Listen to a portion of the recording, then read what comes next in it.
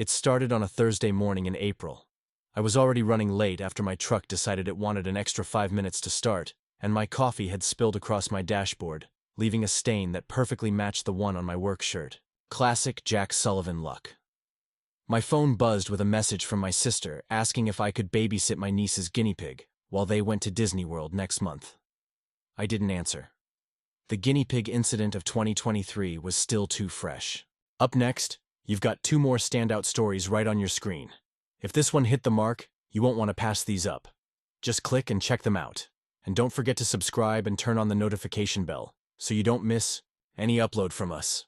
The call from Elaine Mercer came in just as I was finishing up a job at the local barbershop. "Water everywhere," she said, her voice calm but tight. "Kitchen sink decided to revolt against me. How soon can you come?" I checked my schedule, already packed, but something in her voice made me rearrange things. "Give me 40 minutes, I said. I heard her exhale with relief. I'd never been to Maple Ridge before, the neighborhood on the north side of Riverbrook where Elaine lived. It was one of those areas with towering oak trees and houses set back from the road, each with its own personality. Hers was a blue Craftsman, with white trim and a porch swing that looked like it had heard 1,000 stories. As I pulled up, I spotted her in the front yard, talking to a massive Bernese mountain dog who was giving her his undivided attention. When she saw my truck, she straightened up and waved. Mid-50s, I guessed, with curly auburn hair streaked with silver and cut in a practical bob. She wore jeans and a faded sweatshirt that read, "Books are cheaper than therapy." The dog bounded over to greet me, nearly knocking me over with enthusiasm. "Down, Einstein," she called. "Sorry about that. He thinks everyone visits just to see him." She extended her hand. "Elaine Mercer." "Jack Sullivan," I replied, shaking her hand. Her grip was firm, her smile genuine. "The plumbing whisperer, at your service." She laughed, a rich sound that seemed to surprise her. "Well, I hope you can whisper some sense into my pipes. They're not listening to me, no matter how much I threaten them."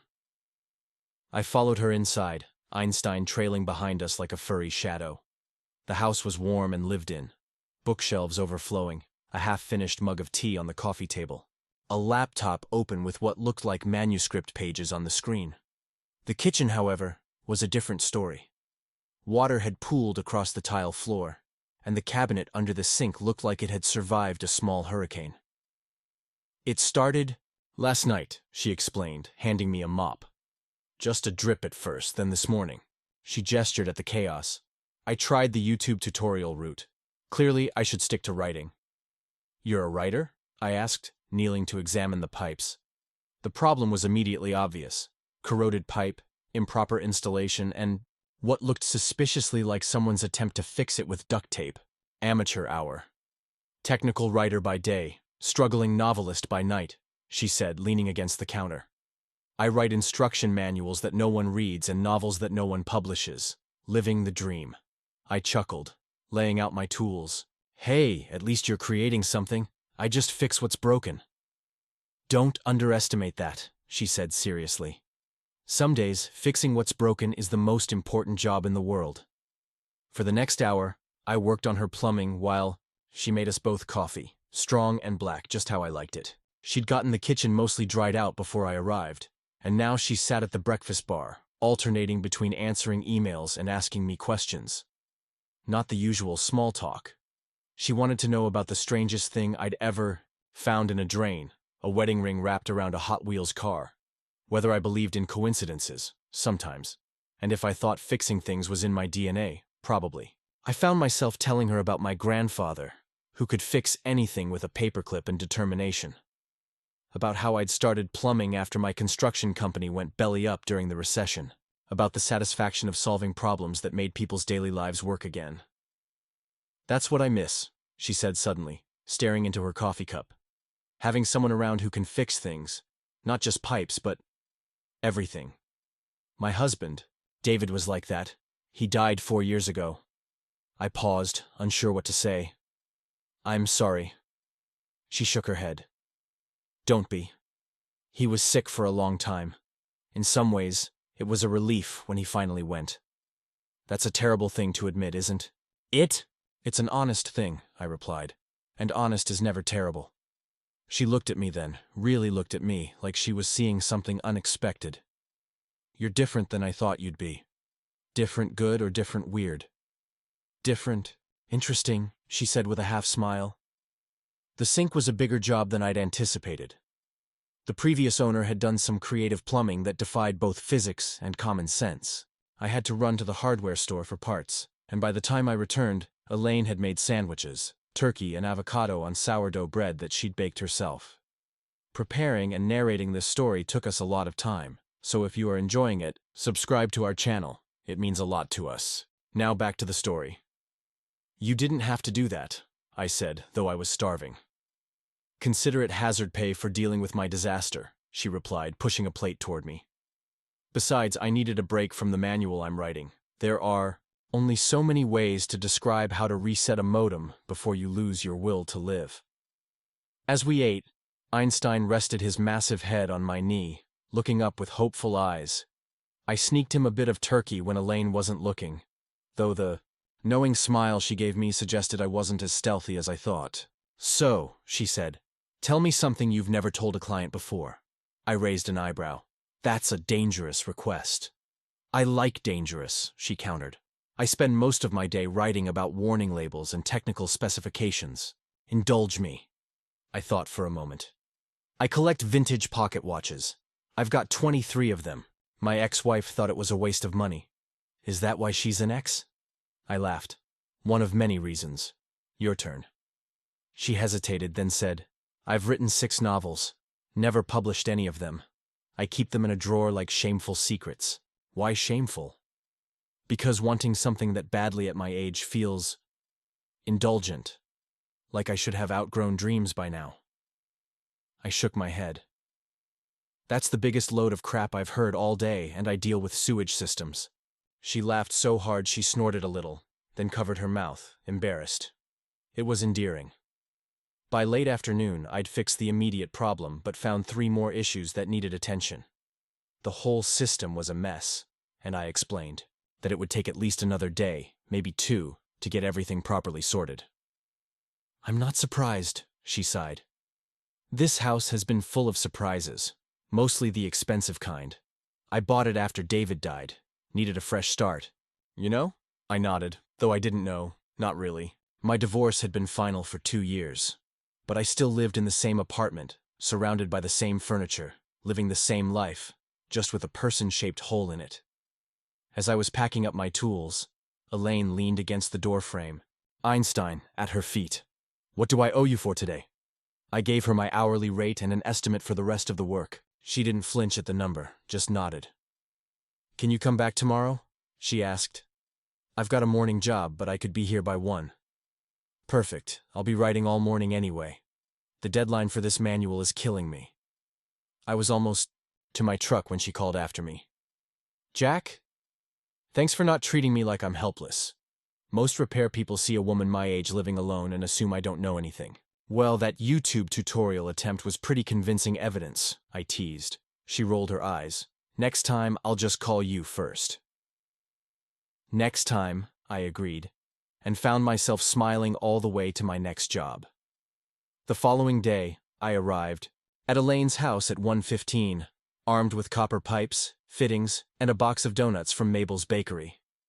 Einstein greeted me like a long-lost friend, nearly knocking the pastries from my hands in his enthusiasm. Elaine appeared from her home office, reading glasses perched on top of her head, a smudge of ink on her cheek. You brought donuts? You might be my new favorite person.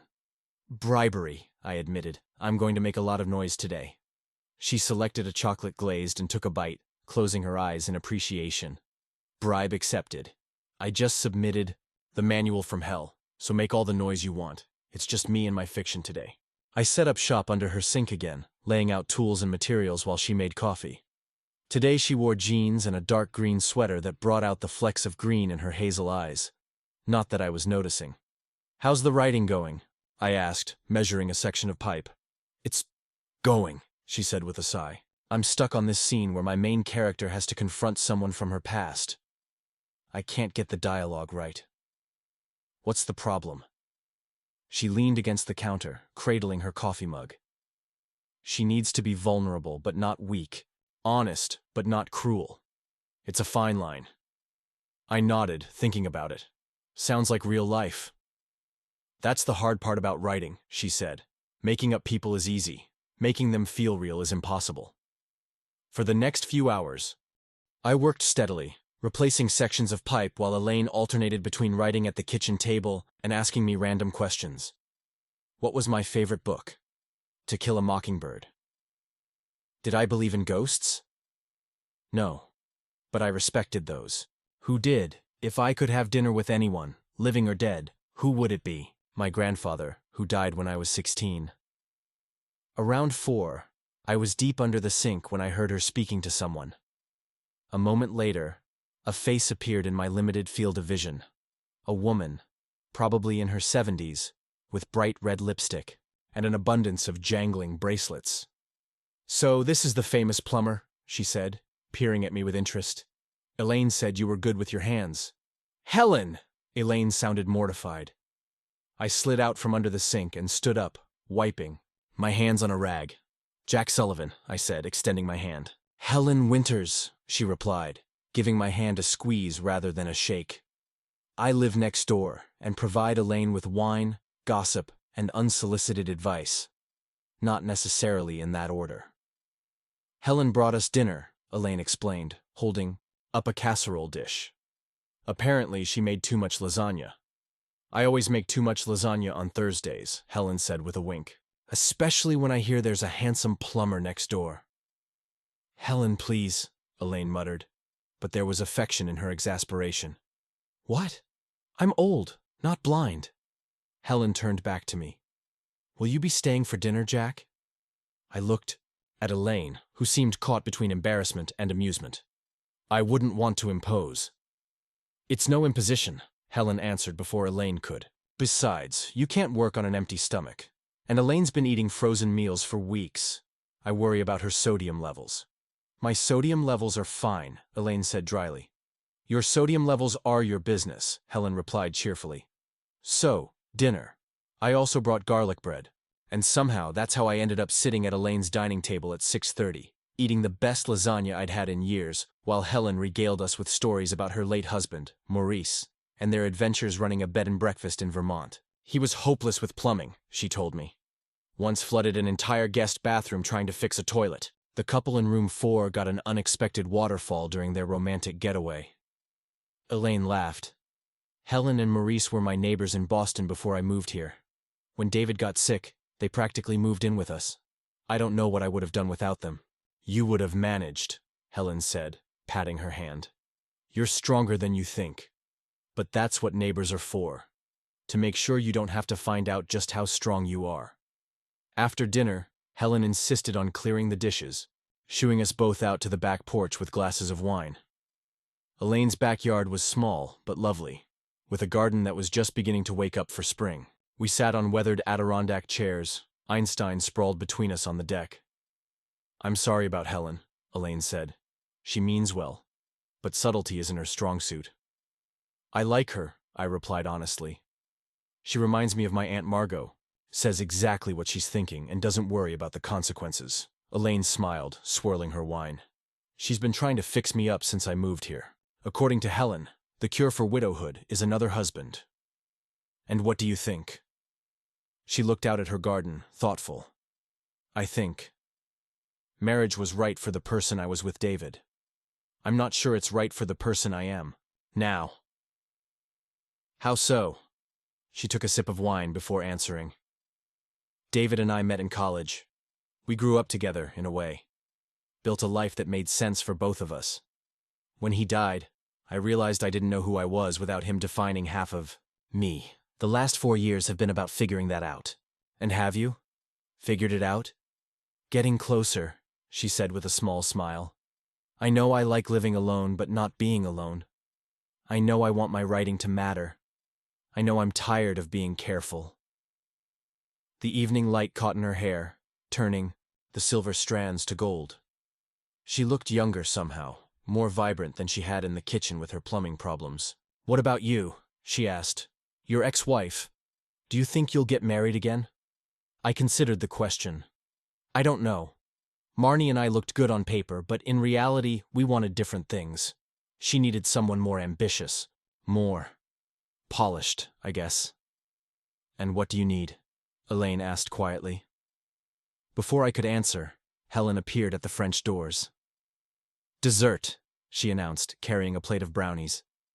"Don't worry, they're store-bought. My baking would violate several health codes." The moment shifted, but something had changed in the air between Elaine and me. A question had been asked that would need an answer eventually. The next day was Saturday, and I arrived early to finish the job. Elaine greeted me in running clothes, flushed from exercise, Einstein panting beside her. "Morning," she said, slightly breathless.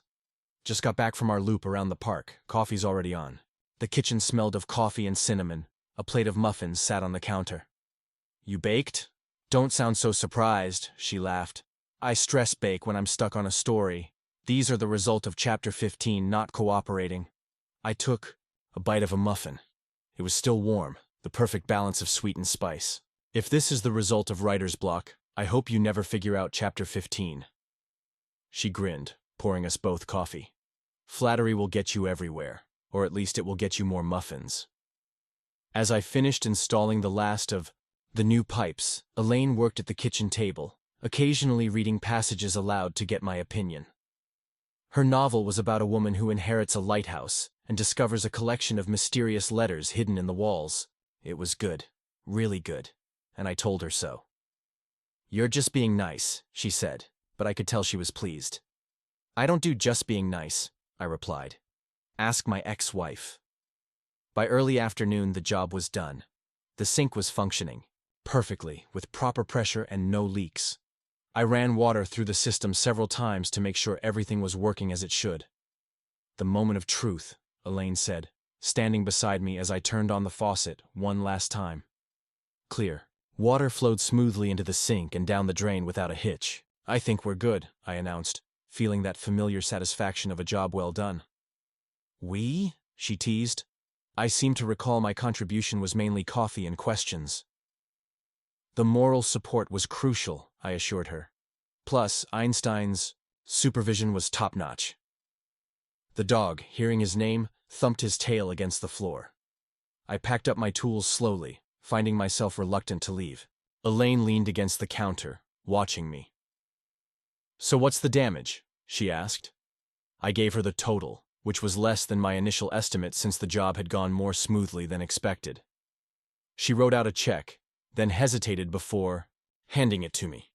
"I was thinking," she said, not quite meeting my eyes. "I'm going to tackle the bathroom next. The shower has terrible pressure, and the toilet runs constantly. Would you be available for that? Maybe next weekend?" "I could do that," I said, perhaps too quickly. "I should take a look at it before I go, so I know what parts to order." She led me to the master bathroom, pointing out the issues with the shower and toilet. As I examined the shower head, she stood in the doorway, arms crossed. "Can I ask you something, Jack?" "Sure," I said, focused on the calcified shower head. "Do you ever get tired of fixing other people's problems and then just leaving?" I turned to look at her, struck by the question. "Sometimes," I admitted. "But it's the job. Fix and move on." She nodded slowly. "At 52, I never expected to feel this way about someone," she said suddenly, the words tumbling out like she couldn't hold them back. "Especially not someone who came to fix my plumbing." I froze, water dripping down my arm from the shower head I'd been examining. "What way is that?" She took a deep breath. "Like maybe I don't want you to leave when the job is done.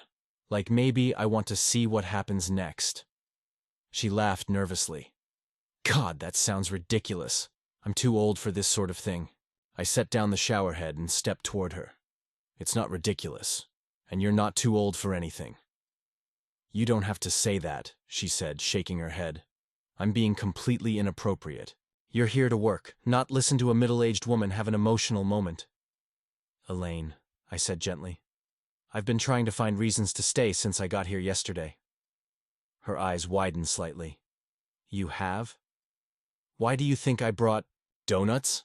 My other clients get invoices. You got pastries." A smile tugged at the corner of her mouth. I thought that was strategic bribery. It was multitasking, I admitted. Bribery and something else. Something else, she repeated softly. We stood there, the broken shower dripping between us, neither sure what to say next. Einstein appeared in the doorway, looking from Elaine to me with curious eyes. Even the dog thinks we're being ridiculous, she said with a nervous laugh. Probably, I agreed. Then, gathering my courage, would you like to have dinner sometime?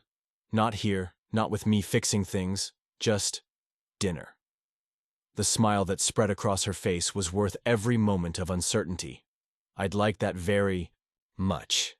As I drove away from Elaine's house that afternoon, her number newly programmed into my phone and plans for dinner the following weekend, I couldn't help thinking that sometimes the things we're meant to fix aren't always the things we're called to repair.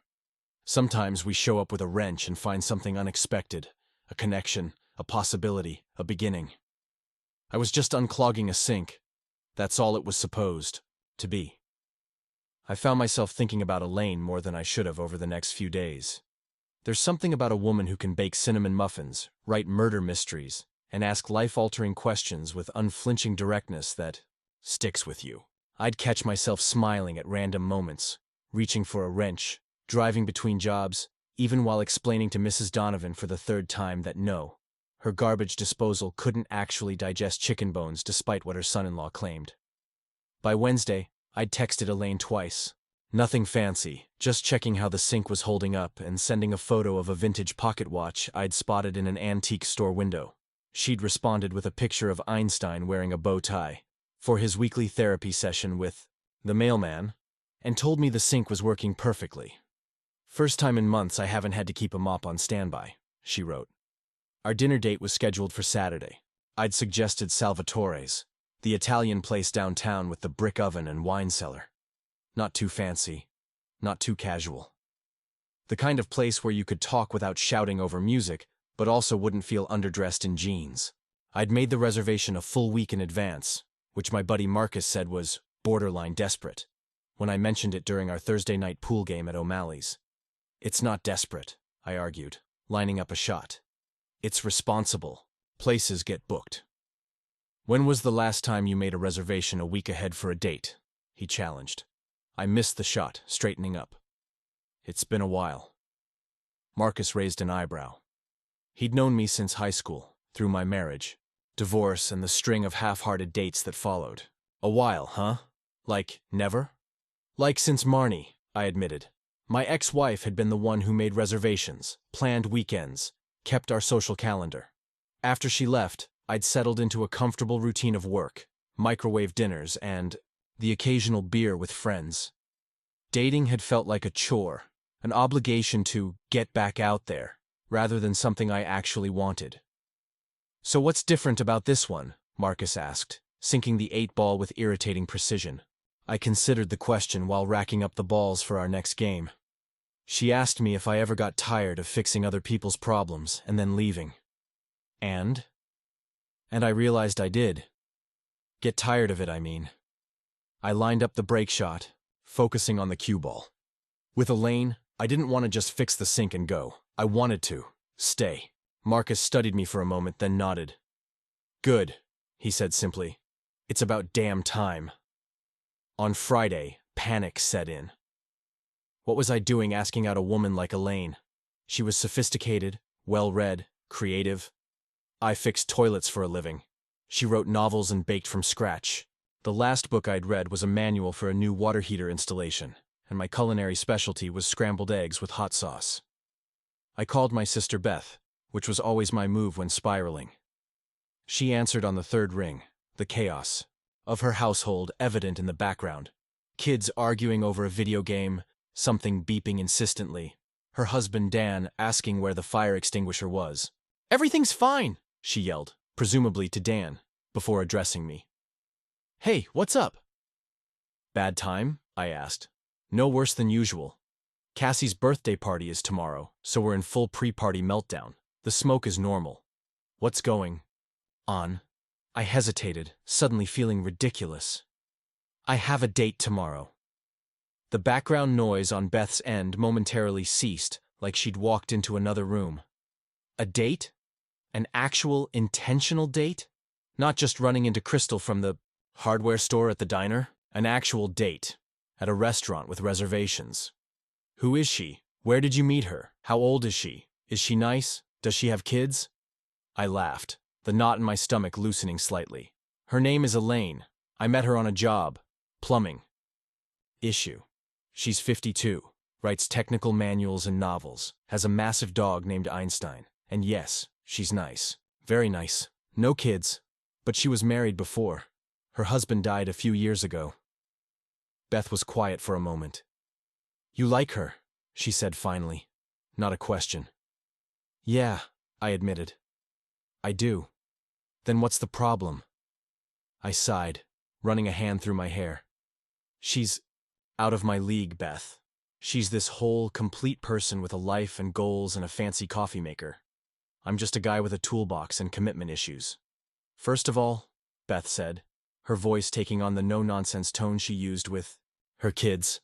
There's no such thing as leagues. That's some garbage men invented to either justify their insecurity or their entitlement. Second, you're not just anything. You're Jack Sullivan, who rebuilt Dad's entire workshop by yourself when you were 17, who paid for my textbooks when I went back to college, who shows up every time anyone in this family needs anything fixed, built, or carried. That's different, I protested. Is it? Because it sounds like you're reliable, skilled, and care about making people's lives better. Those are pretty attractive qualities, Jack. In the background, I heard Dan call out something about the smoke alarm. Beth sighed. I have to go before something important catches fire. But listen, just be yourself tomorrow. Not the version of yourself you think she wants, but the real you. The guy who loves old watches and bad sci-fi movies and takes 20 minutes to pick out the perfect avocado at the grocery store. I'm selective about my avocados, I muttered. Exactly. That's who you are. And if she likes that guy, the real Jack, then this could be something good. If not, better to know now. After we hung up, I stood in my apartment, looking around with fresh eyes. It wasn't much, a one-bedroom in a converted warehouse downtown, exposed brick and pipes, which I'd found ironically charming, furnished, with a mix of pieces I'd either built myself or rescued from thrift stores and restored. But it was mine, and it reflected who I was. Maybe that was enough. Saturday arrived with perfect spring weather, sunny but not hot, a light breeze carrying the scent of blooming magnolias. I changed my shirt 3 times before settling on a dark blue button-down that Beth had given me for Christmas. I was early to Salvatore's, of course, and found myself pacing outside, checking my watch. Not vintage, just practical. Every 30 seconds. When Elaine's car pulled into the lot, my heart did a strange double beat. She emerged wearing a simple green dress that made her eyes look like sunlight through leaves, her silver-streaked hair loose around her shoulders. She spotted me and smiled, and suddenly all my worries seemed ridiculous. Hi, she said, approaching. I hope I'm not late. You're perfect, I said, then immediately felt my face heat up. I mean, you're perfectly on time, and you look really nice. She laughed, tucking a strand of hair behind her ear. Thank you, so do you. Very different from Plumber Jack. I left the pipe wrench in the car, I joked, opening the restaurant door for her. Thought it might kill the mood. Salvatore's was warm and inviting, with soft lighting from iron chandeliers and the glow of the brick oven at the back. The hostess led us to a corner table set with a small candle and a single red rose in a slender vase. I didn't request the flower, I whispered as we sat down. That's all Salvatore's doing. It's nice, Elaine said, settling into her chair. Though I half expected Einstein to pop out from under the table, I've developed separation anxiety after only 3 days with him. How is the gentle giant? Confused by my nervous outfit changes. He kept bringing me different shoes, which I think was his way of offering fashion advice. The thought of Elaine trying on different outfits, as nervous as I had been, was oddly comforting. Our server appeared with menus and a wine list, and we fell into an easy conversation about Italian food, our favorite pasta shapes. Bow ties, Elaine declared. They're formal pasta. And the story behind Salvatore's, which had been a Riverbrook institution for over 40 years. By the time our entrees arrived, eggplant parmesan for her, spaghetti with clams for me, it felt like we'd known each other for years rather than days. She told me about growing up in a small town in Maine, the daughter of a librarian and a high school science teacher. How she'd always wanted to write, but had followed a more practical path into technical writing that paid the bills while she worked on her novels at night. "What about you?" she asked, twirling her fork in her eggplant. "Were you always mechanical? A born fixer?" I nodded, taking a sip of my wine. My dad was a carpenter. He could build anything. Furniture, houses, once even a fully functional rowboat that we took out on Lake Martin. He taught me and my brother everything he knew, but I was the one who really took to it. There's something about working with your hands, creating something tangible or making something broken work again. It's satisfying in a way that's hard to explain. "I understand that," she said, leaning forward slightly. "It's like writing, when the words finally flow right, when a scene finally works after you've struggled with it for days. There's this moment of, I don't know, alignment, like the universe clicks into place for just a second. Things we're meant to fix aren't always the things we're called to repair. Sometimes we show up with a wrench and find something unexpected, a connection, a possibility, a beginning. I was just unclogging a sink. That's all it was supposed to be." I found myself thinking about Elaine more than I should have over the next few days.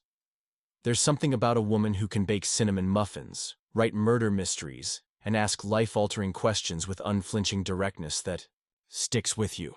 I'd catch myself smiling at random moments, reaching for a wrench, driving between jobs, even while explaining to Mrs. Donovan for the third time that no, her garbage disposal couldn't actually digest chicken bones, despite what her son-in-law claimed. By Wednesday, I'd texted Elaine twice. Nothing fancy, just checking how the sink was holding up and sending a photo of a vintage pocket watch I'd spotted in an antique store window. She'd responded with a picture of Einstein wearing a bow tie for his weekly therapy session with the mailman, and told me the sink was working perfectly. "First time in months I haven't had to keep a mop on standby," she wrote. Our dinner date was scheduled for Saturday. I'd suggested Salvatore's, the Italian place downtown with the brick oven and wine cellar. Not too fancy, not too casual. The kind of place where you could talk without shouting over music, but also wouldn't feel underdressed in jeans. I'd made the reservation a full week in advance, which my buddy Marcus said was borderline desperate when I mentioned it during our Thursday night pool game at O'Malley's. "It's not desperate," I argued, lining up a shot. "It's responsible. Places get booked." "When was the last time you made a reservation a week ahead for a date?" he challenged. I missed the shot, straightening up. "It's been a while." Marcus raised an eyebrow. He'd known me since high school, through my marriage, divorce, and the string of half-hearted dates that followed. "A while, huh? Like never?" "Like since Marnie," I admitted. My ex-wife had been the one who made reservations, planned weekends, kept our social calendar. After she left, I'd settled into a comfortable routine of work, microwave dinners, and the occasional beer with friends. Dating had felt like a chore, an obligation to get back out there, rather than something I actually wanted. "So what's different about this one?" Marcus asked, sinking the 8-ball with irritating precision. I considered the question while racking up the balls for our next game. She asked me if I ever got tired of fixing other people's problems and then leaving. And I realized I did. Get tired of it, I mean. I lined up the break shot, focusing on the cue ball. With Elaine, I didn't want to just fix the sink and go. I wanted to stay. Marcus studied me for a moment, then nodded. "Good," he said simply. "It's about damn time." On Friday, panic set in. What was I doing asking out a woman like Elaine? She was sophisticated, well-read, creative. I fixed toilets for a living. She wrote novels and baked from scratch. The last book I'd read was a manual for a new water heater installation, and my culinary specialty was scrambled eggs with hot sauce. I called my sister Beth, which was always my move when spiraling. She answered on the third ring, the chaos of her household evident in the background. Kids arguing over a video game, something beeping insistently, her husband Dan asking where the fire extinguisher was. Everything's fine, she yelled, presumably to Dan, before addressing me. Hey, what's up? Bad time? I asked. No worse than usual? Cassie's birthday party is tomorrow, so we're in full pre-party meltdown. The smoke is normal. What's going on? I hesitated, suddenly feeling ridiculous. I have a date tomorrow. The background noise on Beth's end momentarily ceased, like she'd walked into another room. A date? An actual intentional date? Not just running into Crystal from the hardware store at the diner? An actual date. At a restaurant with reservations. Who is she? Where did you meet her? How old is she? Is she nice? Does she have kids? I laughed, the knot in my stomach loosening slightly. Her name is Elaine. I met her on a job. Plumbing. Issue. She's 52, writes technical manuals and novels, has a massive dog named Einstein. And yes, she's nice. Very nice. No kids, but she was married before. Her husband died a few years ago. Beth was quiet for a moment. You like her, she said finally. Not a question. Yeah, I admitted. I do. Then what's the problem? I sighed, running a hand through my hair. She's out of my league, Beth. She's this whole, complete person with a life and goals and a fancy coffee maker. I'm just a guy with a toolbox and commitment issues. First of all, Beth said, her voice taking on the no-nonsense tone she used with her kids. There's no such thing as leagues. That's some garbage men invented to either justify their insecurity or their entitlement. Second, you're not just anything.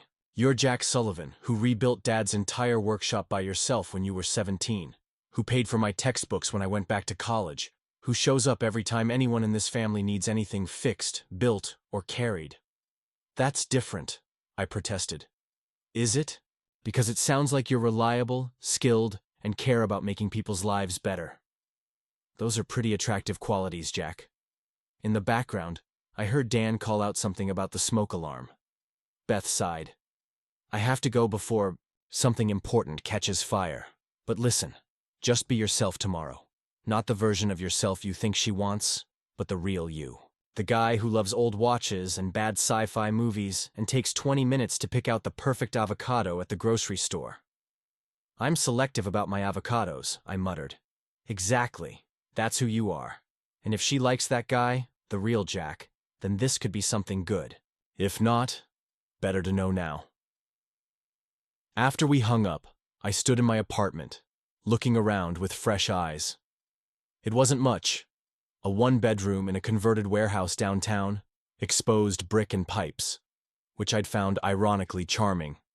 Furnished, with a mix of pieces I'd either built myself or rescued from thrift stores and restored. But it was mine, and it reflected who I was. Maybe that was enough. Saturday arrived with perfect spring weather, sunny but not hot, a light breeze carrying the scent of blooming magnolias. I changed my shirt 3 times before settling on a dark blue button-down that Beth had given me for Christmas.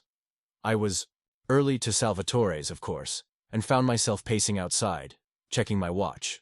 Not vintage, just practical, every 30 seconds. When Elaine's car pulled into the lot, my heart did a strange double beat. She emerged wearing a simple green dress that made her eyes look like sunlight through leaves, her silver-streaked hair loose around her shoulders. She spotted me and smiled, and suddenly all my worries seemed ridiculous. Hi, she said, approaching. I hope I'm not late. You're perfect, I said, then immediately felt my face heat up. I mean, you're perfectly on time. And you look really nice. She laughed, tucking a strand of hair behind her ear. Thank you. So do you. Very different from Plumber Jack. I left the pipe wrench in the car, I joked, opening the restaurant door for her. Thought it might kill the mood. Salvatore's was warm and inviting, with soft lighting from iron chandeliers and the glow of the brick oven at the back. The hostess led us to a corner table set with a small candle and a single red rose in a slender vase. I didn't request the flower, I whispered as we sat down. That's all Salvatore's doing. It's nice, Elaine said, settling into her chair. Though I half expected Einstein to pop out from under the table. I've developed separation anxiety, after only 3 days with him. How is the gentle giant? Confused by my nervous outfit changes. He kept bringing me different shoes, which I think was his way of offering fashion advice. The thought of Elaine trying on different outfits, as nervous as I had been, was oddly comforting. Our server appeared with menus and a wine list, and we fell into an easy conversation about Italian food. Our favorite pasta shapes. Bow ties, Elaine declared. They're formal pasta.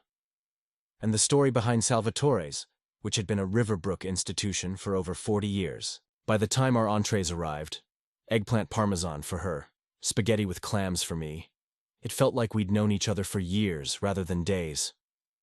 She told me about growing up in a small town in Maine, the daughter of a librarian and a high school science teacher. How she'd always wanted to write, but had followed a more practical path into technical writing that paid the bills while she worked on her novels at night. "What about you?" she asked, twirling her fork in her eggplant. "Were you always mechanical? A born fixer?"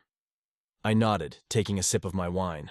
My dad was a carpenter. He could build anything: furniture, houses, once even a fully functional rowboat that we took out on Lake Martin.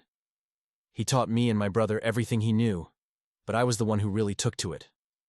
There's something about working with your hands, creating something tangible or making something broken work again. It's satisfying in a way that's hard to explain.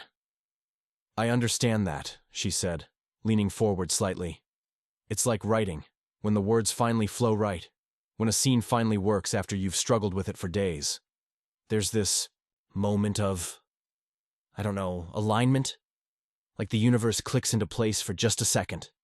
Another held a collection of antique tools I'd rescued from garage sales and estate auctions. "Jack," she said, turning slowly to take it all in. "This is wonderful." "It's nothing fancy," I said with a shrug. "Just a place to work." She shook, her head, running her hand along a completed end table of cherry wood. "No, it's more than that. This is you, the real you." Something in her words made my throat tight. "Yeah," I managed. "I guess it is." She moved around the space, asking questions about different tools, examining the projects in various stages of completion. She stopped at a small display shelf, where I kept my pocket watch collection, each one carefully positioned on a custom stand I'd made. "May I?" she asked, gesturing to the watches. I nodded, and she carefully picked up one of my favorites, a silver Elgin from the 1920s with an engraved case depicting a train crossing a bridge. "These are beautiful," she said softly. "Each one with its own history, its own story." "That's what I love about them," I agreed, standing beside her. "They've marked time for someone else, been part of their daily life, and now they're part of mine." She returned the watch to its stand, then turned to face me. "Thank you for showing me this place, for letting me see this part of you." "Thank you for wanting to see it," I replied. When I drove her home that afternoon, I walked her to her door, Einstein greeting us with enthusiastic barking from inside. "He's indignant we left him behind," Elaine explained, fishing for her keys. "I'll make it up to him next time," I promised. She paused, key in the lock. "Next time?" "If you want there to be a next time," I said, suddenly uncertain. She smiled, turning to face me. "Jack, I think there might be many next times, if you're interested." "I'm interested," I assured her, stepping closer. "Very interested." This time when we kissed, there was nothing tentative about it. Her arms wrapped around my neck, my hands found her waist, and for a moment, everything else fell away. Our ages, our histories, our uncertainties. We were just two people, connecting in the most human way possible. When we finally broke apart, Elaine's cheeks were flushed, her eyes bright. "Would you like to come in? I could make coffee, or there's wine." Helen brought over enough food for an army yesterday, claiming she accidentally made too much pot roast. "Helen seems to have a lot of cooking accidents," I observed with a smile. "Suspicious, isn't it?" Elaine agreed, opening the door. Einstein greeted us with boundless enthusiasm, circling and sniffing and generally making it clear that our absence had been noted and barely tolerated. I scratched behind his ears in apology while Elaine hung up her purse and jacket. "Coffee or wine?" she asked. "Coffee would be great," I replied, following her to the kitchen, Einstein at my heels. As she prepared the coffee, I leaned against the counter, watching her move around her kitchen with easy familiarity. There was something deeply intimate about being in someone's home, seeing the small details of their daily life. The magnets on her refrigerator holding up notes and recipes, the row of mugs hanging from hooks, each one different, probably collected over years. "So," she said, measuring coffee grounds, "now that you've seen my plumbing issues and I've seen your workshop, what else should we know about each other?" "Favorite movie?" I suggested. "To Kill a Mockingbird," she answered immediately. "You?" "The original Star Wars. I was 8 when it came out. Changed my life." She smiled, pouring water into the coffee maker. "Sweet or savory breakfast preference?" "Savory," I said. "Eggs, bacon, potatoes. You?" "Sweet. Pancakes, waffles, French toast, especially with fruit." We continued like that, trading questions and answers while the coffee brewed, filling in the outline of each other with details both significant and trivial. Her favorite season, fall; mine, spring. Her coffee preference, with cream, no sugar; mine, black, 2 sugars. Her worst habit, starting books and not finishing them; mine, overthinking simple decisions. When the coffee was ready, we moved to the living room, sitting side by side on her comfortable sofa. Einstein sprawled at our feet. Through the front windows, late afternoon sunlight filtered in, turning the room golden. "Can I ask you something?" she said after a companionable silence. "Something serious?" "Of course," I replied, setting down my mug. "When I said what I did the other day, about feeling things I didn't expect at my age, I meant it. But I'm also cautious. I've been on my own for 4 years now, and I've built a life that works for me. I'm not looking to completely upend everything." I nodded, understanding her concern. "I'm not trying to rush anything, Elaine. We can take this as slow as you want." She smiled, reaching for my hand. "It's not about speed exactly, it's about clarity.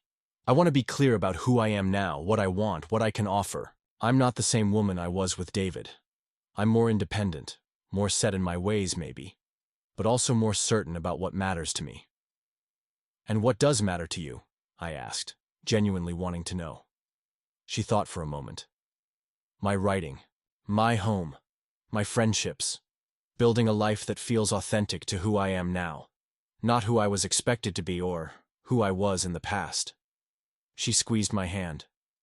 "And apparently, plumbers with kind eyes and a talent for fixing broken things." I smiled, lifting her hand to kiss her knuckles. "I like all of those priorities, especially the last one." "What about you?" she asked. "What matters to Jack Sullivan?" I considered the question, wanting to give her an honest answer. "Craftsmanship. Doing good work, whether it's plumbing or woodworking. Family. My sister, her kids, even my pain-in-the-ass brother. Finding satisfaction in the everyday. And," I paused, gathering my courage, "the possibility of building something new, with someone who sees me as I really am." Her eyes softened. "I see you, Jack, and I like what I see." Later, as the sun began to set, we moved to her back porch, where we sat with fresh coffee, watching the sky turn from blue to pink to purple. Einstein roamed the yard, occasionally bringing us treasures, a stick, a tennis ball, once a sock of questionable origin. "He approves of you," Elaine commented as the dog dropped the sock at my feet with an expectant look. "The sock is a high honor." "I'm flattered," I replied, cautiously picking up the damp sock with 2 fingers and tossing it across the yard. Einstein bounded after it with surprising speed for his size. We talked more as twilight deepened, about books she loved, projects I wanted to tackle, places we'd both like to visit. It was easy, this conversation between us, flowing naturally from topic to topic without awkward pauses or forced politeness. By the time stars appeared in the darkening sky, I felt like I'd known Elaine for years rather than days. "I should probably get going," I said reluctantly, noticing the time. "Early job tomorrow." She nodded, walking me to the front door. "This was a perfect day, Jack. Thank you." "It was," I agreed. "When can I see you again?" "How's your Tuesday?" "Evening?" she asked. "I could cook dinner. Nothing fancy, but I make a decent roast chicken." Tuesday sounds perfect, I said, already looking forward to it. I'll bring dessert. At the door, I pulled her close for one more kiss, lingering in the moment, memorizing the feel of her in my arms, the scent of her perfume, the softness of her hair against my cheek. "Good night, Elaine," I whispered. "Good night, Jack," she replied, her smile visible even in the dim porch light. "Drive safely." As I walked to my truck, I heard Einstein's deep bark from inside the house, a farewell of his own. I lifted my hand in a wave, though I wasn't sure if Elaine could see me in the darkness. Driving home, I realized I was smiling so wide my face hurt. At 45, I never expected to feel this way, like possibilities were opening up, like the best parts of life might still be ahead. All because of a plumbing call, a direct question, and a woman brave enough to say exactly what she was feeling. I was just fixing her sink. That's all it was supposed to be. But maybe, just maybe, we were both fixing something else entirely. The next week brought a whole new rhythm to my life. I'd wake up thinking about Elaine, check my phone for her good morning text, and plan my day around when I might be able to call her during a break. I'd never been the guy who smiled at his phone like it held the secrets to happiness. But suddenly, I was that guy. And I didn't even mind the ribbing I got from my employees. Tuesday evening couldn't come fast enough. I spent Monday deliberating over what dessert to bring, finally settling on a chocolate torte from Riverbrook Bakery.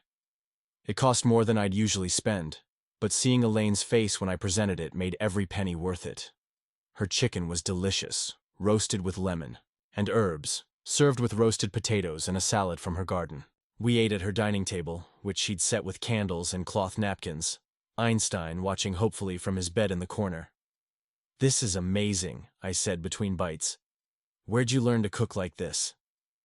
"Trial and error mostly," she admitted. "After David died, I couldn't eat for weeks. Then suddenly I was ravenous, but nothing tasted right. I started cooking as a way to find flavors again, to remind myself that there were still good things in the world." I reached across the table to take her hand. "I'm glad you found your way back to good things." She smiled, squeezing my fingers. "Me too." After dinner, we sat in her living room with slices of the chocolate torte and glasses of red wine. Elaine had soft jazz playing in the background. Miles Davis, she told me, from an album that had been David's favorite. "Does it bother you?" she asked, noticing me listening to the music. "That David is still part of my life in these small ways?" I shook my head. "Not at all. He helped shape who you are. I wouldn't want you to erase that." Relief flickered across her face. "Some men might be threatened." "I'm not some men," I replied simply. She studied me for a moment, then said, "No, you're not." Later, as we were cleaning up the kitchen together, me washing, her drying, she asked about my divorce. "If you don't mind talking about it." I handed her a clean plate. "I don't mind. It was 5 years ago now. We'd been married for 12 years, together for 15. No kids, which was probably a blessing given how things ended." "What happened?" she asked gently. I focused on scrubbing a stubborn spot on a serving dish. "The simple version is that we wanted different things. Marnie was ambitious, still is. She's a corporate attorney, partner track, the whole deal. I was happy with my construction business, making enough to be comfortable, but not wealthy. And that was a problem?" I sighed, rinsing the dish. "Not at first. But over time, she started seeing my contentment as a lack of ambition. She wanted the big house in the gated community, the luxury cars, the vacation home. I just wanted enough to be secure and happy." Elaine dried another plate, adding it to the stack. "There's nothing wrong with being content with what you have." That's what I thought, but Marnie felt like I was holding her back. Then my business hit trouble during the recession. We had to downsize. I took odd jobs to make ends meet. Marnie was less than supportive. Said I wasn't the man she married. "That's harsh," Elaine said quietly. I nodded, handing her the last dish. It was, but in hindsight, she wasn't entirely wrong. We had grown in different directions. She wanted a life I couldn't give her, and I wanted appreciation for the life we had. In the end, she met someone at her firm, senior partner, Harvard Law, summer house in the Hamptons. The whole package. I'm sorry, Elaine said, touching my arm. I dried my hands on a dish towel. Don't be. It hurt like hell at the time, but now I can see we would have made each other miserable if we'd stayed together. Some loves aren't meant to last forever. She nodded, understanding in her eyes. And some are, but still end too soon. Life's funny that way, I agreed. Later that night, as I was getting ready to leave, Elaine walked me to the door as usual. But this time, instead of a goodnight kiss, she hesitated, her fingers playing with the buttons on my shirt. Jack, she said, her voice soft but certain, would you like to stay tonight? My heart skipped a beat. Are you sure? She nodded, meeting my eyes. I'm sure. If you want to. I want to, I said, cupping her face gently. But only if you're ready. She smiled, taking my hand and leading me back inside. At 52, I've learned not to wait when something feels right. And this feels right. That night was the first of many. We moved slowly, learning each other, both nervous in our own ways, but finding a rhythm together that felt both new and somehow familiar. Afterward, we lay tangled in her sheets, talking softly in the darkness, her head on my chest, my fingers tracing patterns on her back. I thought this part of my life was over, she confessed. Intimacy, desire, all of it. I'd made peace with that. And now? I asked, kissing her forehead. Now I'm wondering what else I've been wrong about, she replied with a smile I could hear in her voice. In the morning, I woke before her, the early sun filtering through her curtains. She was asleep beside me, one hand tucked under her pillow, her face relaxed and peaceful. I watched her for a moment. This woman who had appeared in my life so unexpectedly, who had asked a simple question about fixing things and leaving, who had somehow seen past my tool belt to the man beneath. Einstein pushed the bedroom door open with his nose, padding silently to my side of the bed. He looked at me with solemn eyes, then at Elaine, then back at me, as if assessing the situation.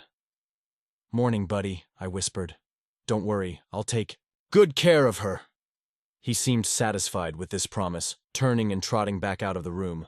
A few minutes later, Elaine stirred, her eyes fluttering open. Hi, she said sleepily. Hi yourself, I replied, brushing a strand of hair from her face. You stayed, she murmured, snuggling closer. Wild horses couldn't have dragged me away, I assured her. The days that followed fell into a new pattern.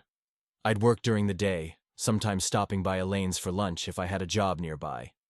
She'd write in the mornings, then take Einstein for long walks in the afternoon. Evenings, we'd spend together, sometimes at her place, sometimes at mine, cooking dinner or ordering takeout, talking for hours or just sitting in comfortable silence, her reading a novel, me sketching designs for new furniture pieces. It was easy, being with Elaine. There was none of the game playing or uncertainty I remembered from dating in my 20s and 30s. We were both old enough to know what we wanted and honest enough to say it. When something bothered one of us, we talked about it. When something delighted us, we shared that too. About 3 weeks into our relationship, I was at Elaine's house on a Saturday morning, fixing the shower as promised. She sat on the closed toilet lid, reading me passages from her novel in progress while I worked. The lighthouse keeper's daughter found the last letter tucked behind a loose board in the stairwell, she read. It was dated May 15, 1887, the day of the great storm that had claimed her father's life. With trembling fingers, she broke the seal, unfolding the yellowed paper to reveal a single line. I have always known it was you. I have always known it was you, I repeated, adjusting the shower valve. That's beautiful. What does it mean? Elaine smiled mysteriously. You'll have to wait for the next chapter to find out. Cruel woman, I complained good-naturedly. Artist's prerogative, she replied. Just then, the doorbell rang. Einstein barked once, his signal that someone had arrived. Elaine went to answer it while I continued working on the shower. A few minutes later, she returned to the bathroom, her expression unreadable. Jack, there's someone here to see you. I frowned, setting down my wrench. Me? Who knows I'm here? She shrugged. She says her name is Crystal. From the hardware store? My stomach dropped. Crystal was more than just someone from the hardware store. We'd gone out a few times last year. Nothing serious, Just dinner and a movie, a concert once. It had fizzled out naturally, no hard feelings on either side. At least, that's what I'd thought. I wiped my hands on a towel and followed Elaine to the living room. Crystal stood by the fireplace, examining a framed photo of Elaine and Einstein. She turned when we entered, her familiar bright smile faltering slightly when she saw me. "Jack, there you are," she said. "Your sister said I might find you here." I tried calling, but it went straight to voicemail. I glanced at my phone on the coffee table. It was turned off. Elaine and I had been watching movies late last night, and I'd never powered it back on. "Crystal, hi," I said, acutely aware of Elaine standing beside me. "What's up?" Crystal held up a folder. "The estimates you asked for the Johnson's bathroom remodel? You said it was urgent, so I thought I'd drop them by." She looked from me to Elaine, realization dawning in her eyes. "But I can see you're busy. I should have called first." "It's fine," Elaine said smoothly. "I was just about to make coffee. Would you like some?" Crystal hesitated, then nodded. "That would be nice. Thank you." As Elaine disappeared into the kitchen, Crystal gave me a pointed look. "New girlfriend?" "Yes," I said simply. "She seems mature," Crystal observed, her tone carefully neutral. I bristled slightly. "She is, in all the best ways." Crystal handed me the folder. "Here are the estimates. The granite is going to be more than they wanted to spend, but I included some alternatives." "Thanks," I said, taking the folder. "I appreciate you bringing this by." An awkward silence fell between us, broken only when Elaine returned with a tray holding 3 mugs of coffee and a plate of the lemon cookies she'd baked yesterday. "I hope you like cookies with your coffee," she said to Crystal, setting the tray on the coffee table. "They're lemon with white chocolate chips." Crystal took a mug and a cookie. "Thank you. That's very kind." Einstein, sensing tension, placed himself firmly between Crystal and me, looking up at our visitor with wary eyes. "Beautiful dog," Crystal commented, attempting to smooth over the awkwardness. "What breed is he?" "Bernese Mountain Dog," Elaine replied. "And he knows he's beautiful, so please don't inflate his ego further." That got a genuine laugh from Crystal. "I work with Jack's sister Beth at the clinic. She's always showing off pictures of her kid's guinea pig, but she never mentioned you had a dog, Jack." "Einstein is Elaine's," I explained. "We've only been together a few weeks." 3 weeks and 4 days, Elaine added with a smile, sitting beside me on the sofa. "But who's counting?" Crystal's expression softened. That's really nice. You look happy, Jack." "I am," I said, reaching for Elaine's hand. "Very happy." After Crystal left, I apologized to Elaine for the unexpected visitor. I should have called her back yesterday about those estimates. Elaine shrugged. "It's fine. She seems nice." "She is," I agreed. "We went out a few times last year, but it wasn't serious." "I gathered that," Elaine said dryly, from the way she looked at me like I was robbing the cradle. I winced. "I'm sorry about that. Crystal she's 36. "Ah," Elaine said, understanding dawning in her eyes. "And I'm 52. Quite a difference in your dating pool." I took her hands in mine. "Age is just a number, Elaine. I'm with you because of who you are, not when you were born." She studied me for a moment, then nodded. "I believe you. But the world doesn't always see it that way. People will talk. Let them," I said firmly. "Their opinions don't matter to me." She smiled, but I could see uncertainty lingering in her eyes. "Go finish the shower," she said, kissing my cheek. "I need to take Einstein for his walk anyway." Later that afternoon, with the shower fixed and working perfectly, I found Elaine in her garden, kneeling by a bed of newly planted flowers. Einstein lay nearby, watching a butterfly with intense concentration. "All done," I announced. "You now have a shower with proper water pressure and a toilet that doesn't run all night." She looked up, shielding her eyes from the sun. "My hero. What do I owe you?" I pretended to consider. "Dinner tonight? Maybe that movie we've been talking about watching?" She smiled, pulling off her gardening gloves. "Deal. But I was thinking, would you like to do something different? There's a gallery opening downtown. A friend of mine from my writing group has photographs in the show. We could go, maybe get dinner after. Sounds great, I said, helping her to her feet. I'll even wear a clean shirt. Such sacrifice, she teased. That evening, I picked Elaine up at 7. She wore a simple black dress that hugged her curves in all the right places, silver earrings catching the light when she moved. I had indeed worn a clean shirt. My best one, actually, with a sports jacket Beth had insisted I buy last Christmas. You look amazing, I told her honestly. So do you, she replied, straightening my collar. Very handsome. The gallery was in the Arts District downtown, a converted warehouse with exposed brick walls and polished concrete floors. As we entered, Elaine was immediately greeted by a woman with short gray hair and vibrant red glasses. Elaine, you made it, the woman exclaimed, embracing her. She pulled back, noticing me. And you brought a guest. Margot, this is Jack Sullivan, Elaine said, a note of pride in her voice. Jack, this is Margot Chen, brilliant photographer, and the reason we're here tonight. Pleasure to meet you, I said, shaking her hand. Your work is incredible. I'd spotted some of her photographs on the wall behind us. Stark, powerful black and white images of abandoned buildings reclaimed by nature. Thank you, Margot said, studying me with interest. So you're the famous plumber. Helen's been talking about you. I laughed. Word travels fast. In our circle, like wildfire, Margot confirmed. It's been ages since Elaine brought a man to anything. You must be special. Margot, Elaine warned, but there was no heat in it. What? It's true, Margot said unapologetically. Now come, both of you, let me show you around. For the next hour, we explored the gallery, Margot explaining her process and inspiration for different photographs. I found myself genuinely fascinated, not just by the art, but by this glimpse into Elaine's world, her friends, the conversations that mattered to them. As we moved through the space, Elaine introduced me to other people from her life, members of her writing group, neighbors, a librarian from the local branch where she volunteered. Each greeting, each conversation, wove a richer tapestry of who she was.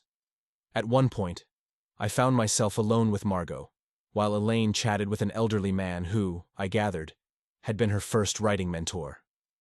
She's different with you, Margot observed, sipping from a glass of white wine. Different how? I asked. Lighter, more present. Margot studied me over her glasses. After David died, she was absent, even when she was physically there. Like part of her had gone with him. Understandable, of course. They'd been together forever. I nodded, watching Elaine across the room. She laughed at something the older man said, her face animated. Beautiful. But lately, Margot continued, she's been coming back, writing more, laughing more. And now you. She turned to face me directly. Don't hurt her, Jack. She's had enough hurt for one lifetime. I have no intention of hurting her, I said. Seriously, quite the opposite. Margot seemed satisfied with this answer. Good. Now, what do you think of that piece? She gestured to a large photograph of a crumbling lighthouse, dark clouds gathering behind it. It's powerful, I replied honestly. Makes me think about things built to last that still can't stand forever without care and attention. Margot smiled. I knew I liked you for a reason. After the gallery, we had dinner at a small bistro nearby. Elaine was animated, talking about Margot's work, introducing me to her world with obvious pleasure. Thank you for coming tonight, she said, as we shared a dessert. I know art galleries aren't everyone's idea of a fun Friday night. I enjoyed it, I said truthfully. I liked seeing your life, meeting your friends. She smiled, reaching for my hand across the table. They liked you too. Margot practically gave you her seal of approval, which is rare. I got the impression she was vetting me, I admitted. She was, Elaine confirmed. They all were. My friends have been. Protective since David died. They saw how hard it was for me. That's what good friends do, I said. Your circle reminds me a little of my family. Nosy but well-intentioned. She laughed. Speaking of which, when do I get to meet this famous sister of yours, and the guinea pig-obsessed niece? Whenever you want, I replied. Fair warning, Beth will interrogate you mercilessly. I can handle it, Elaine assured me. I've faced down tougher critics in my writing group. Later that night, back at Elaine's house, we sat on her back porch, watching the stars appear one by one in the darkening sky. Einstein lay at our feet, occasionally sighing contentedly. I've been thinking, Elaine said after a comfortable silence. Dangerous, I teased. She smiled, nudging me with her shoulder. I'm serious. I've been thinking about what you said earlier, about age just being a number. It is, I insisted. Maybe, she conceded. But it's also experience, perspective, life lived. You're 45, I'm 52. That's not just 7 years. It's different generations, different references, different expectations about life. I turned to face her. What are you saying, Elaine? She took a deep breath.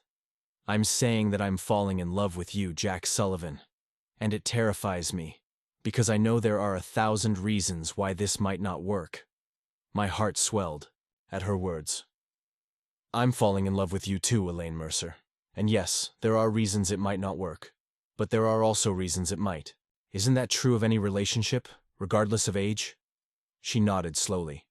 Yes, but… No buts, I interrupted gently. Just us, here, now. Two people who see each other clearly and like what they see.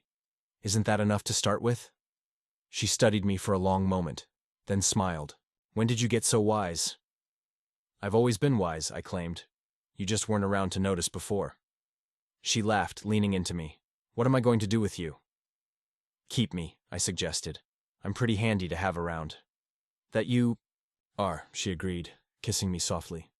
That you are. The weeks that followed were some of the happiest of my life. Elaine and I fell into a rhythm that felt both comfortable and exciting.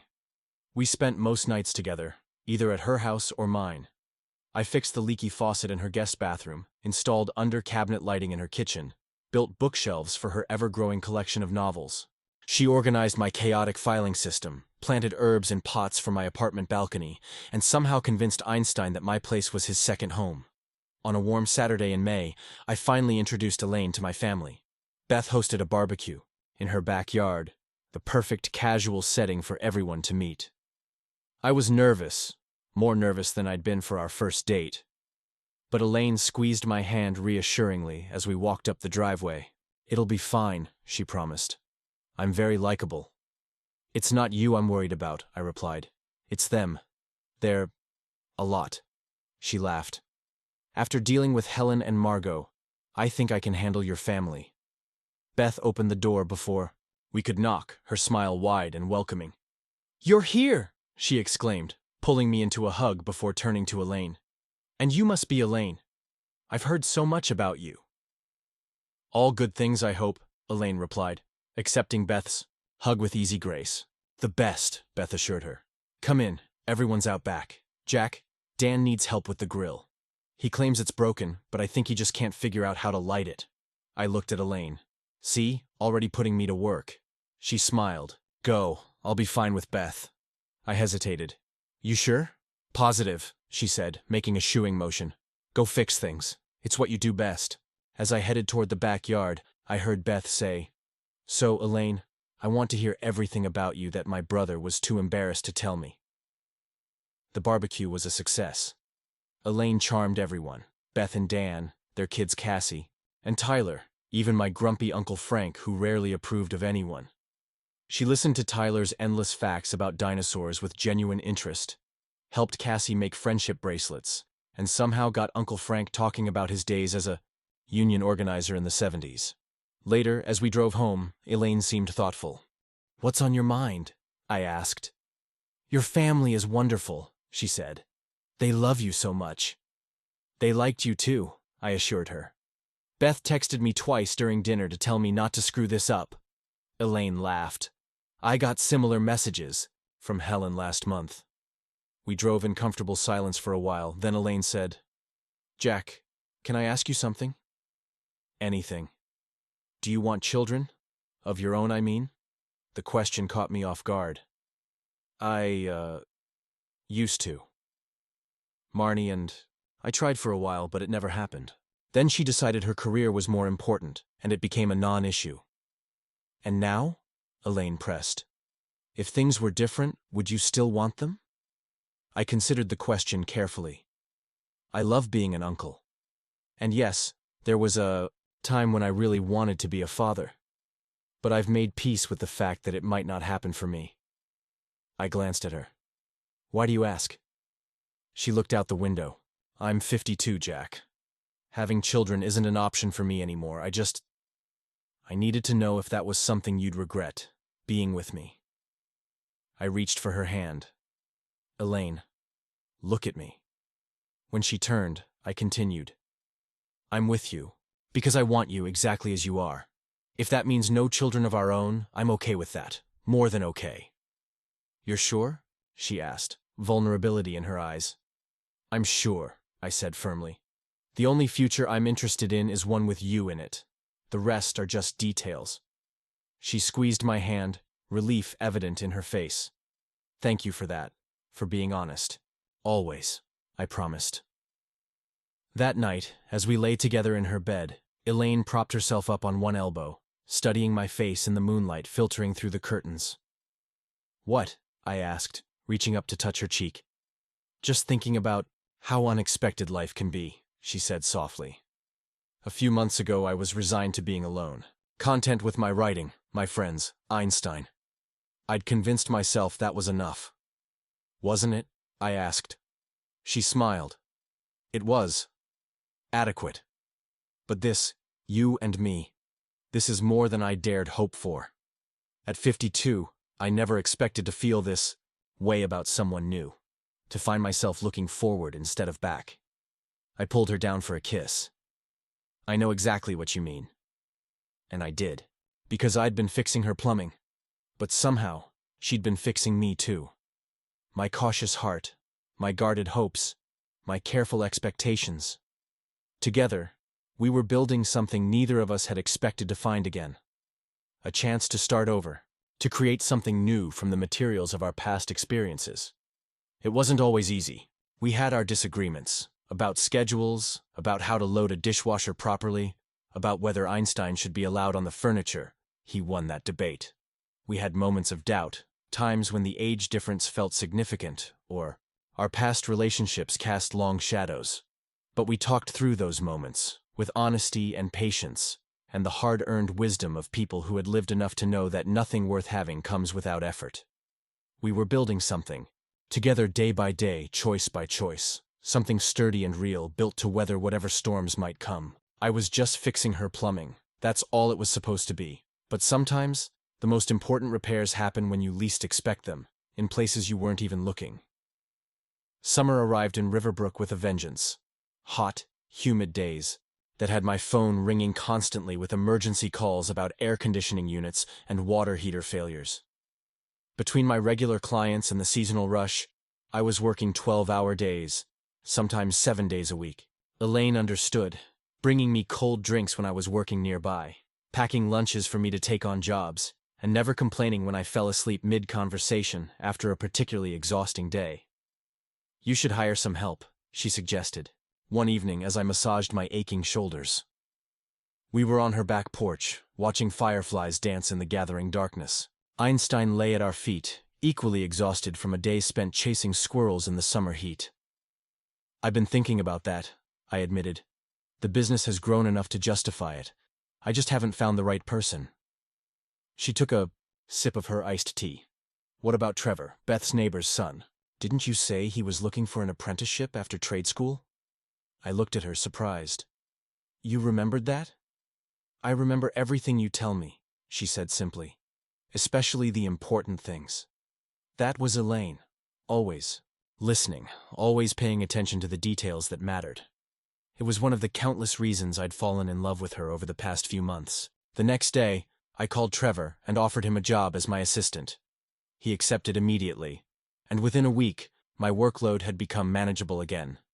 I could finish by 6 most days, sometimes earlier, giving Elaine and me more time together, in the evenings.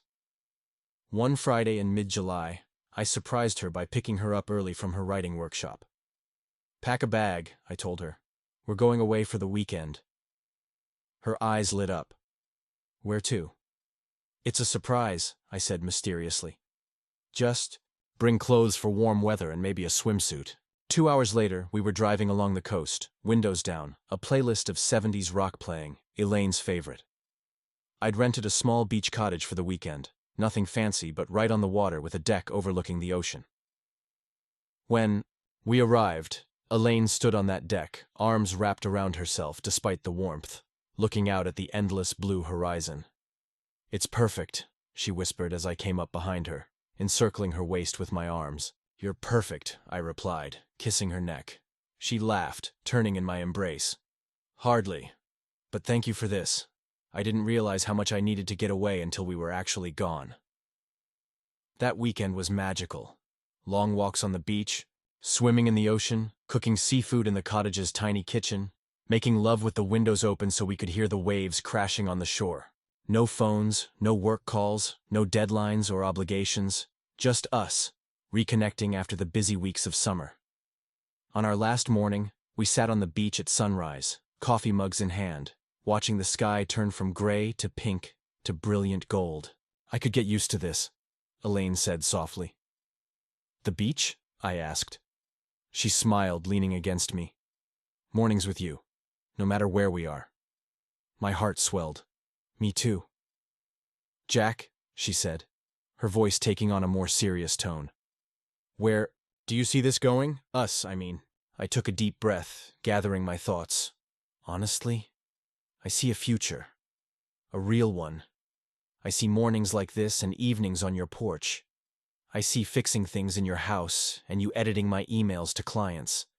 I see Einstein getting even more spoiled, if that's possible. I see us building a life together." She was quiet for a moment, and I worried I'd said too much too soon. Then she turned to me, her eyes suspiciously bright. "I see that too, and it scares me how much I want it." "Why does it scare you?" I asked gently. She looked out at the ocean. "Because I've been here before, happily settled, certain of my path. And then life took everything away in an instant. David's diagnosis came on an ordinary Tuesday. One day we were planning a trip to Europe. The next we were researching cancer treatments." I took her hand, understanding her fear. "No one knows what tomorrow brings, Elaine. But that's true whether we're together or apart.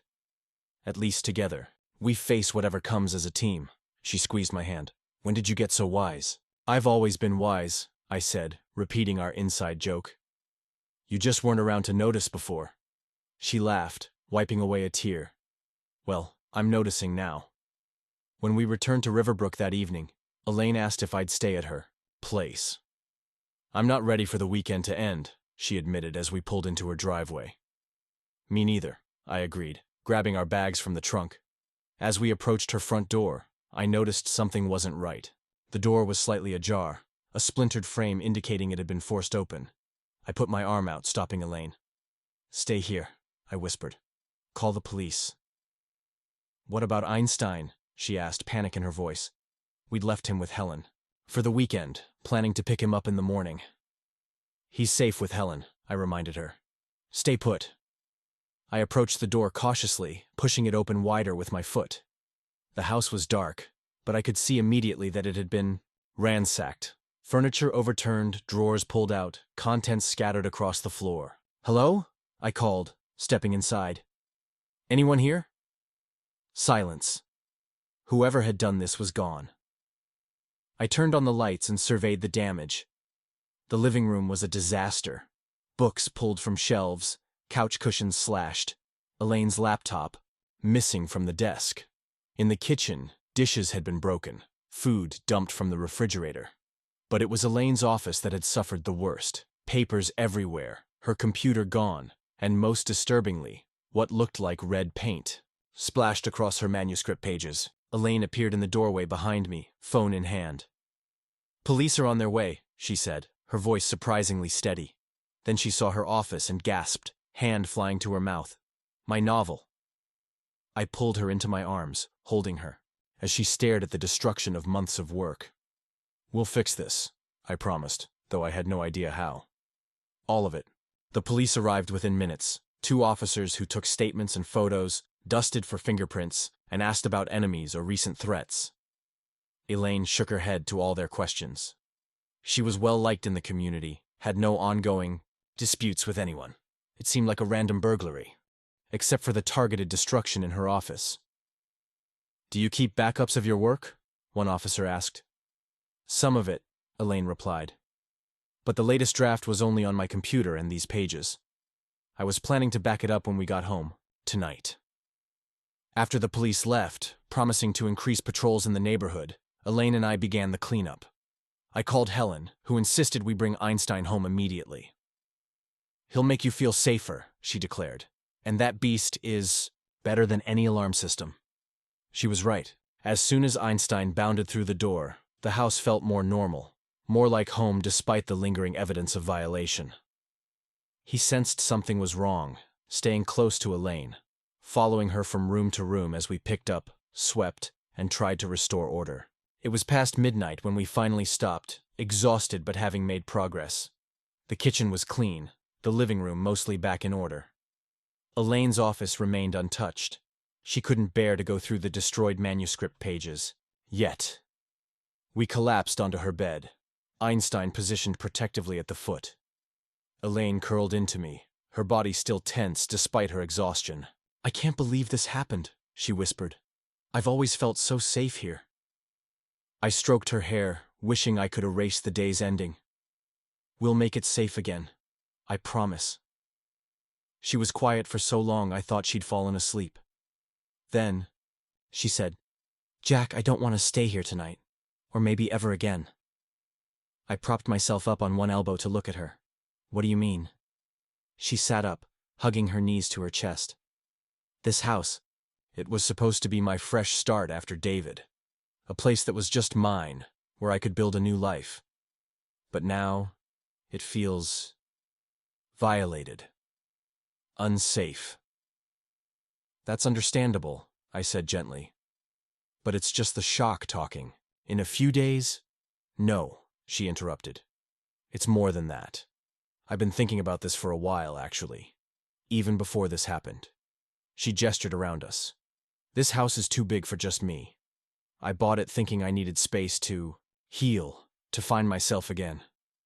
But what I've found is that home isn't about the building. It's about feeling safe, feeling connected. I sat up beside her. What are you saying, Elaine? She took a deep breath. I'm saying I want to sell this house, start fresh somewhere else. She looked at me, vulnerability in her eyes. Maybe? With you? My heart skipped a beat. You want to move in together? She nodded slowly. If you think it's not too soon, if it's something you might want, too. I pulled her into my arms, overwhelmed with love for this brave, resilient woman. I want that more than anything. That night, we made a plan. Elaine and Einstein would stay at my place while we looked for a house together, something that would be ours from the beginning, not mine or hers, but a shared home that reflected both of us. The next morning, Elaine was different, more determined, less shaken. She attacked the cleanup of her office with fierce energy, salvaging what she could of her manuscript pages, making notes about what had been lost. I'll rewrite it, she declared. And it will be better. I believed her. Elaine had a way of turning setbacks into opportunities, finding strength in challenges. It was one of the countless reasons I loved her. We spent the day securing her house, new locks, a security system, motion-detecting lights. I fixed the splintered door frame, replaced broken windows, made the physical space whole again. But we both knew the sense of violation would linger. That evening, we packed essentials for Elaine and Einstein: clothes, toiletries, dog food, her writing materials. As we were loading the car, Helen appeared on the walkway, carrying a casserole dish. Lasagna, she announced, comfort food, for troubled times. Elaine smiled, her first genuine smile of the day. Helen, you're a treasure. Nonsense, Helen replied, waving away the compliment. I'm just doing what neighbors do. She noticed the packed car and raised an eyebrow. Going somewhere? My place, I explained. Just until things feel safer here. Helen studied us both, her sharp eyes missing nothing. And how long might that be? Elaine and I exchanged a look. Actually, Elaine said, we're thinking of finding a place together. Something that's ours from the start. I held my breath, waiting for Helen's reaction. She'd been Elaine's friend for years, had seen her through David's illness and death, had been protective of her healing process. If anyone would have concerns about us moving too quickly, it would be Helen. But Helen surprised me. Her face broke into a wide smile, and she set down the casserole to pull Elaine into a tight hug. About damn time, she declared. Then she turned to me. You take good care of her, Jack Sullivan. She deserves the world. I know she does, I replied seriously. I plan to give it to her, one day at a time. Helen nodded, apparently satisfied. Well then, you'd better take this lasagna with you. Housewarming gift of sorts. Later that night, after we'd settled Einstein in my apartment, he seemed confused, but accepting of the new arrangement. Elaine and I sat on my small balcony, looking out at the city lights. Are we crazy? She asked suddenly. Moving in together after just a few months? Starting over again at our age? I considered the question. Maybe a little crazy, I admitted. But the good kind of crazy. The kind that recognizes when something is right and doesn't wait just because some arbitrary timeline says we should. She leaned her head on my shoulder. I keep waiting for the other shoe to drop. For something to go wrong. For you to realize I'm too old, or too set in my ways, or too perfect, I suggested. Too intelligent, too beautiful, too everything I've ever wanted. She laughed softly. Now, who's crazy? Look, I said, turning to face her. I know this is fast. I know there are a million reasons why it might not work, but I also know that when I'm with you, everything makes sense in a way it never has before. You make me want to be better. A better plumber, a better businessman, a better man. And at our age, we don't have time to waste on shoulds and what-ifs. She studied me, her eyes soft in the dim light. You really believe that, don't you? With everything I am, I assured her. Then I believe it too, she said simply. The following weeks were a whirlwind of activity. Elaine listed her house with a realtor. I started looking for a bigger place, and together we began the process of combining our lives. It wasn't always smooth. Merging two households never is, especially when both people are set in their ways after years of living alone. But we approached each challenge with humor and patience, finding compromises that worked for both of us. To my surprise, Elaine's house sold quickly. A young family with 2 small children and a baby on the way fell in love with the big yard and spacious rooms. Watching Elaine show them around, pointing out the garden she'd lovingly tended, and the nook under the stairs that would make a perfect reading spot for children, I saw both sadness and joy in her face. This chapter was ending, but a new one was beginning. Meanwhile, with Trevor's help, my business continued to grow. I was able to be more selective about jobs, focusing on the aspects of plumbing and renovation I enjoyed most, while delegating routine repairs to my apprentice. The extra income meant we could look at houses that had previously been beyond my means. One Saturday in August, our realtor showed us a property on the outskirts of town. A craftsman-style house built in the 1930s, with a wide front porch, mature oak trees in the yard, and a detached garage that could easily be converted into a workshop for me and an office for Elaine. The inside needed work. Outdated kitchen, bathrooms that hadn't been touched since the 70s, wiring that would need to be completely redone. But the bones were good, and the moment we walked in, we both felt it. This could be home, Elaine said softly, standing in the living room with its built-in bookshelves and large windows. I nodded, already mentally cataloging the repairs and renovations needed. It has potential. Lots of projects to keep you busy, she teased. Us busy, I corrected. I seem to recall you're pretty handy with a paintbrush. The realtor, sensing a sale, discreetly stepped outside to make a call, giving us space to discuss. It's a big commitment, Elaine said, running her hand along the fireplace mantel. Financially, I mean. We can afford it, I assured her, especially with the money from your house sale. She nodded, but I could see she was thinking about more than just the mortgage. It's not just the money, Jack. It's everything. Moving in together, renovating a house, building a life. At our age, starting over like this is brave, I supplied. Exciting, right? She smiled, some of the worry leaving her face. You really think so? I know so, I said firmly. Elaine, I've never been more certain of anything in my life than I am about us, about this next chapter we're writing together. She took a deep breath, then nodded decisively. Let's do it. Let's make an offer.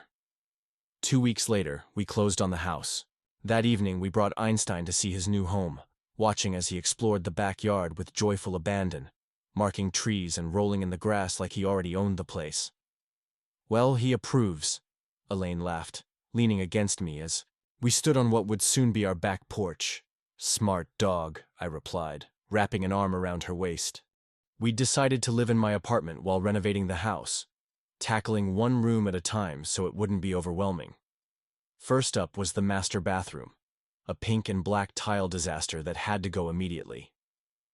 That weekend, Beth and Dan came over to help us demo the bathroom. We worked all day, breaking up tile, removing the ancient vanity, and preparing the space for its transformation. By sunset, we were filthy, exhausted, and exhilarated.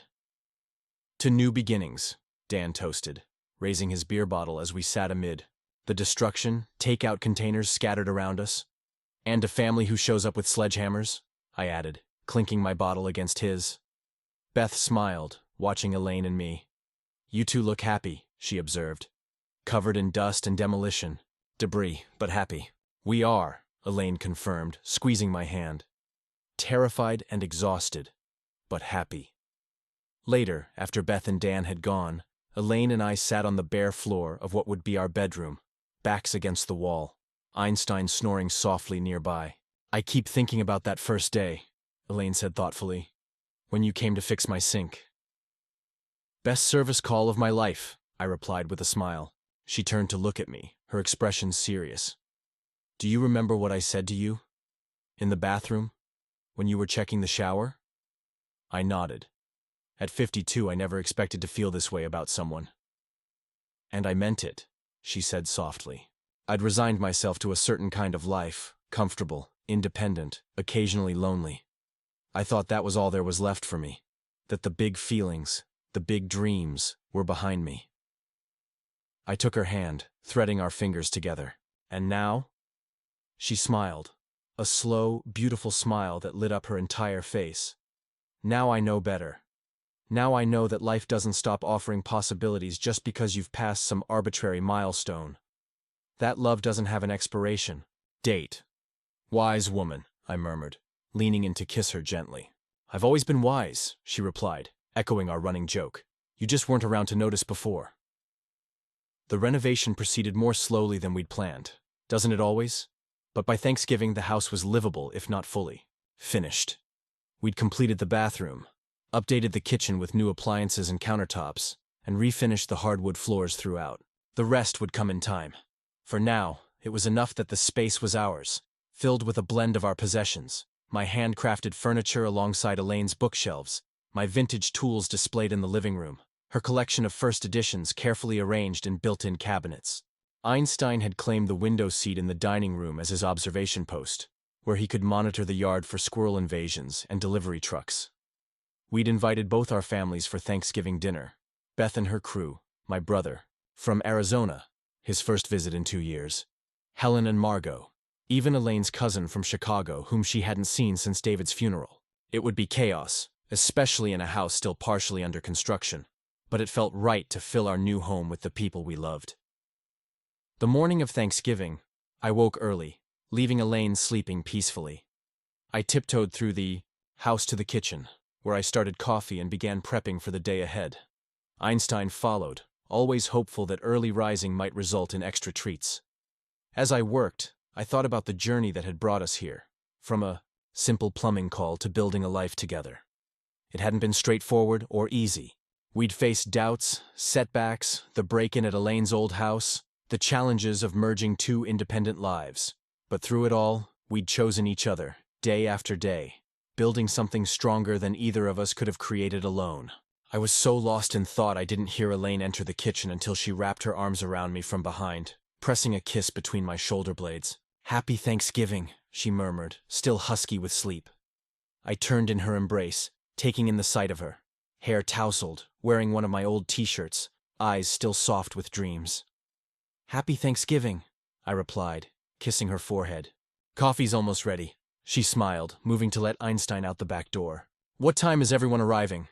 "Not until 1, I said, pouring us both coffee once it was ready. "We have hours yet." "Good," she said, accepting the mug gratefully, "because there's something I want to talk to you about." My heart skipped a beat. Those words rarely preceded good news. "Everything okay?" She nodded, sitting at the kitchen island. "More than okay, actually. I got an email yesterday from a publisher about my Lighthouse novel." I set down my coffee. "Elaine, that's amazing. What did they say?" She took a deep breath, a smile spreading across her face. "They want to publish it.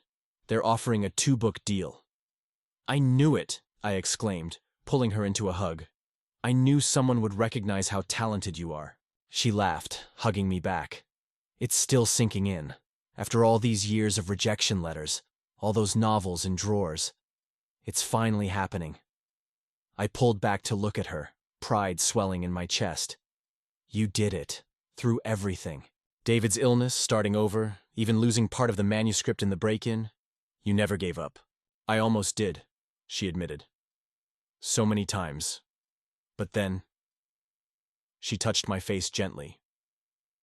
"Then you came along and fixed more than just my plumbing. You helped me believe in possibilities again." I kissed her, trying to convey everything I felt: pride, love, gratitude for her presence in my life. When we pulled apart, I said, "We should celebrate. Tell everyone today." She nodded, eyes bright with unshed tears of joy. "I'd like that." Later, as our house filled with family and friends, food and laughter, I watched Elaine move among our guests, refilling wine glasses, accepting congratulations on her book deal, laughing at Helen's outrageous stories. She caught my eye across the room and smiled, a private smile just for me. In that moment, I knew with absolute certainty that the best parts of life could begin at any age, at 45, at 52, at 80. That it was never too late to start again, to open your heart, to build something new. That love wasn't the exclusive territory of the young, but a possibility available to anyone brave enough to reach for it. As everyone gathered around our dining table, mismatched chairs, borrowed dishes, imperfect but somehow perfect, I stood to make a toast. "To unexpected beginnings," I said, raising my glass, "and to Elaine, who taught me that the most important things we fix aren't pipes or faucets, but the connections between us." Elaine's eyes met mine, filled with love and promise. "And to Jack," she added, "who showed me that at any age, life can surprise you with exactly what you need, exactly when you need it." As glasses clinked and conversations resumed, I sat beside the woman who had changed everything for me. She leaned close, whispering in my ear, "Not bad for a plumbing call, huh?" I laughed, squeezing her hand under the table. Best service call of my life. And it was, because I'd gone to fix her plumbing. But somehow she'd fixed my heart. At 52, she never expected to feel that way about someone. At 45, neither did I. But life has a way of surprising you when you least expect it, of offering second chances and new beginnings at any age. All you have to do is be brave enough to say yes. Up next, you've got 2 more standout stories right on your screen. If this one hit the mark, you won't want to pass these up. Just click and check them out. And don't forget to subscribe and turn on the notification bell so you don't miss any upload from us.